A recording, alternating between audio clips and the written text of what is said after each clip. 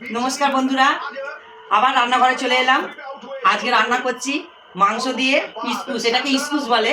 হ্যাঁ, এটা মাংস দিয়ে রান্না করতে হয়, বা ডিমের ঝোল করতে পারেন, আবার এটা এমনি মানে মাছের তরকারিতেও দিতে পারেন। খুব সুন্দর লাগে। এটা যাদের মানে সুগার আছে তারা আলুর জায়গায় এটা খেতেই পারেন, কোনো ক্ষতি হয় না। এটা খুব সুন্দর টেস্ট আছে, একদিন হলেও কিনে খেয়ে দেখবেন, খুব ভালো লাগবে। বাজারে এখন পাওয়া যায়, এটা দার্জিলিংয়ের জিনিস। এটা দার্জিলিংয়ে পাওয়া যায়, আসামে পাওয়া যায়, এখন এখানে বাজারেও পাওয়া যায়। আজকে এই মুরগির মাংস দিয়ে আজকে এই ইস্কুসটা রান্না করবো। কিভাবে রান্না করব আপনারা দেখতে থাকুন।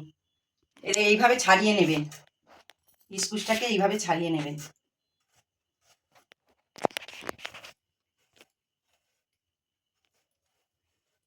এই যে এইভাবে পরিষ্কার করে পাতলা পাতলা করে ছাড়াবেন, বেশি মোটা করে ছাড়াতে হবে না।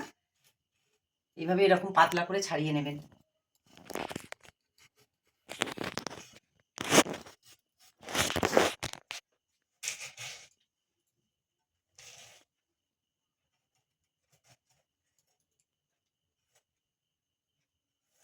এর নাম হচ্ছে ইস্কুস।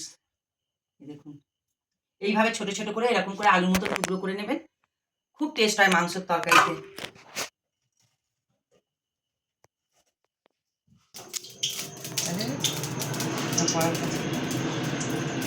সাদা তেল দিয়ে দিলাম।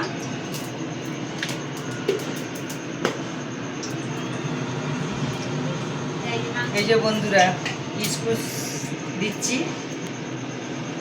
আলু দিইনি, কিন্তু আলু দেবেন না। এই তেল দিয়ে হালকা করে ভেজে নেব।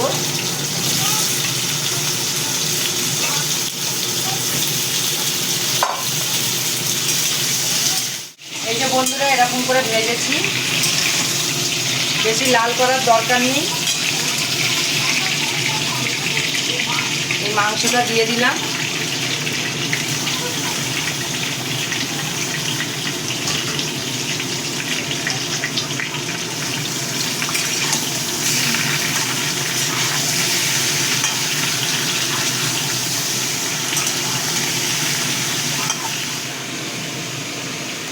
এই যে বন্ধুরা, এটাতে আছে আদা রসুন পেঁয়াজ পেস্ট করে রেখে দিয়েছিলাম একসাথে, এই দিয়ে দিলাম।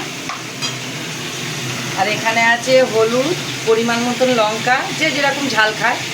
আর এদিকে আছে জিরে গুঁড়ো, এটা হচ্ছে ধনে গুঁড়ো।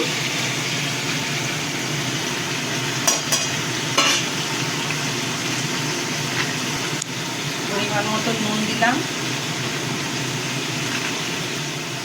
কষিয়ে নেবেন ভালো করে। এই যে বন্ধুরা, জল দিয়ে দিলাম। এটা একটু মাখা মাখা হবে।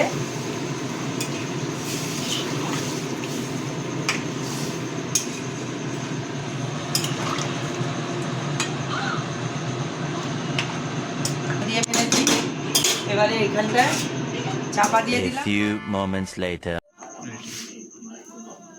এই দেখুন বন্ধুরা, রান্না হয়ে গেছে। এখানে রুটি হচ্ছে।